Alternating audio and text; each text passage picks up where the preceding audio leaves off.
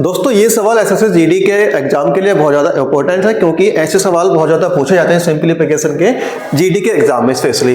जैसे कि यहाँ पर बोला गया है 1 factorial 2 factorial plus 3 factorial plus 4 factorial, और ये 50 फैक्टोरियल तक के अंकों में इकाई का अंक पूछा गया है कि अगर आपको इसमें 1 फैक्टोरियल से लेकर अगर 2 फैक्टोरियल 3 फैक्टोरियल ऐसा ही 50 फैक्टोरियल तक अगर इनके अंकों को जोड़ा जाए तो इसमें इकाई का अंक क्या होगा।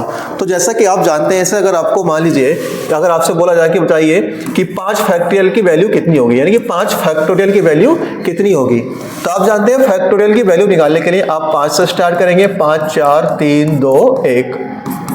कहने का मतलब है कि आपको जहां से जो सी भी संख्या की फैक्टोरियल वैल्यू पूछी जाए, आपको वहां से स्टार्ट करके उसके बाद एक एक कम करके लिखते रहेंगे, यानी कि 5 4 3 2 1। अब आप इसको गुणा करेंगे, आपको क्या मिल जाएगा, 5 फैक्टोरियल का मान मिल जाएगा। और इसका 5 फैक्टोरियल का मान कितना होगा, 5 चौक 20, 20 या 60, 60 दूनी 120।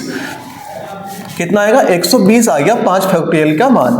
अब पूछा गया 50 फैक्टोरियल में इकाई का अंक क्या हुआ, तो कैसे इसमें इकाई का अंक निकालेंगे। देखिए, तो सबसे पहले आप इसमें 1 फैक्टोरियल का मान निकालिए। 1 फैक्टोरियल का मान कितना होगा, 1 होगा, ठीक। उसी प्रकार 2 फैक्टोरियल का मान कितना होगा, 2 गुणा 1, कितना मिल गया, 2। उसके बाद 3 फैक्टोरियल का मान कितना हो गया, 3 गुणा 2 गुणा 1, कितना मिल गया, 6। उसी प्रकार 4 फैक्टोरियल का मान कैसे निकालेंगे, 4 गुणा 3 गुणा 2 गुणा 1, तो कितना मिलेगा, 4 या 12 दूनी 24।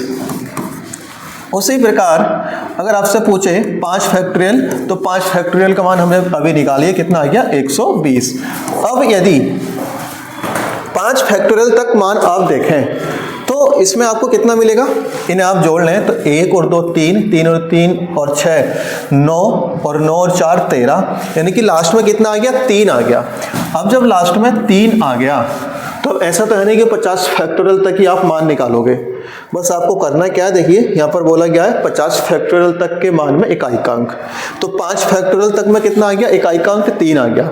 और जब इकाई का अंक 3 आ गया तो आप 6 फैक्टोरियल का मान निकालेंगे। तो जब 6 फैक्टोरियल का मान निकालेंगे तो इसे आप कैसे लिखेंगे 6 फैक्टोरियल को, तो 6 फैक्टोरियल को लिखेंगे आप 5 फैक्टोरियल इंटू 1, यानी कि मान लीजिए आप इसे कम करके लिखेंगे तो 6 गुणा 5 गुणा 4 गुणा 3 गुणा 2 गुणा 1। अभी आपने इसकी वैल्यू निकाली कितनी, 120।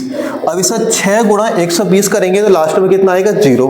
और ये क्रम आपका कहाँ तक चलेगा, 50 तक चलेगा, तो लास्ट में कितना मिलता रहेगा, 0। तो 0 में आप 3 ऐड करोगे तो क्या मिलेगा, 3 ही मिलेगा। इसलिए यहाँ पर जो इसमें इकाई का अंक आएगा वो 3 आएगा, इसलिए राइट आंसर क्या है इसमें 3।